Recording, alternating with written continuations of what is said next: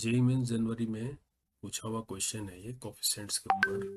क्या पूछता है question? The sum of the coefficients of x to the power 499 and x to the power 500 in the given series दिए है ना। इसमें से x499 और x500 की कोफिशिएंट्स को पता करके उसके सम करने हैं, ये ऑप्शन दिया हुआ है।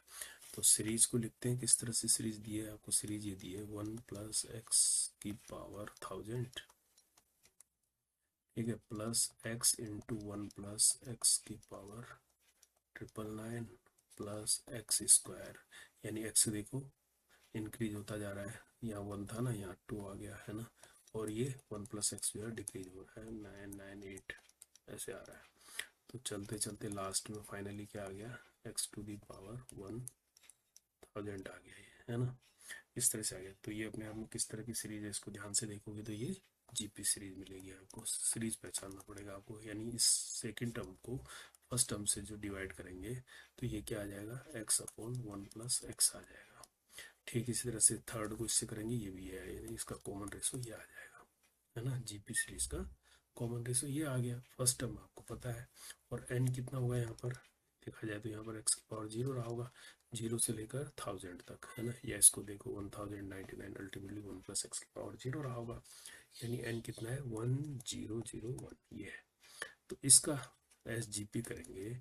एस जी पी का फार्मूला क्या होता है, A R N minus 1 upon R minus 1, ये होगा। तो इसको हम यूज करेंगे। तो ए हमारे पास क्या हो गया, 1 प्लस एक्स की पावर 1000, है ना, और इसके अंदर आर हो गया एक्स अपॉन 1 प्लस एक्स की पावर एन हो गया 1001 माइनस 1, है। नीचे भी हो गया x upon 1 plus x minus 1, ऐसा हो गया ये, है ना। यही तो आया। अब इसको सोल्व करेंगे।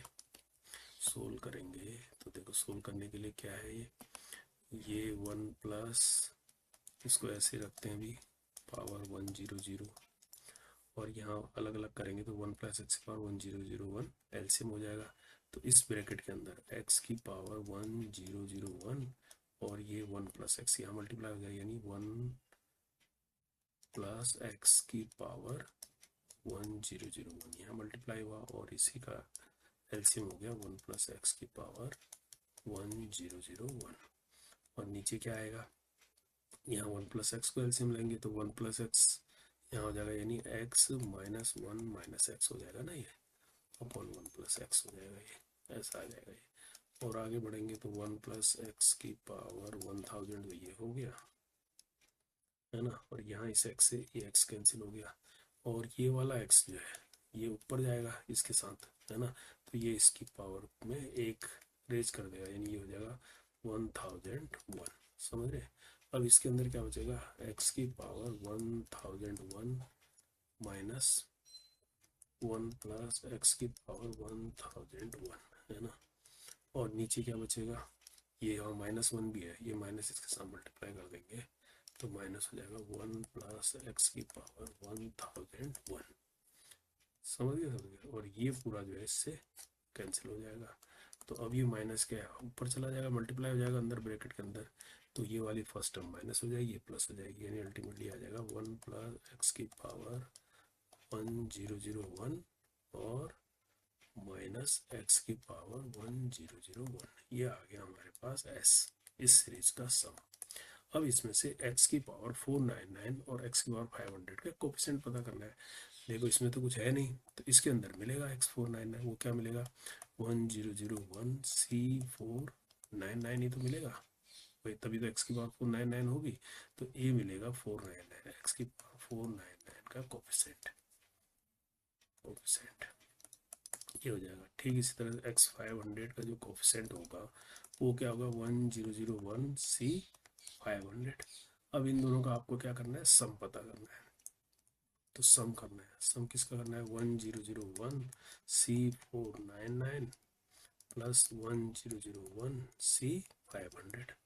देखो अब ये किस तरह की है, दिख रहा है आपको, ये है देखो NCR करूँ मैं इधर, प्लस करूँ NCR प्लस 1, नीचे ऐड हो रहा है ना, ऊपर तो n कॉमन है, ये क्या आइडेंटिटी बनती है n+1 CR+1, ये आइडेंटिटी होती है, ये याद होनी चाहिए आपको।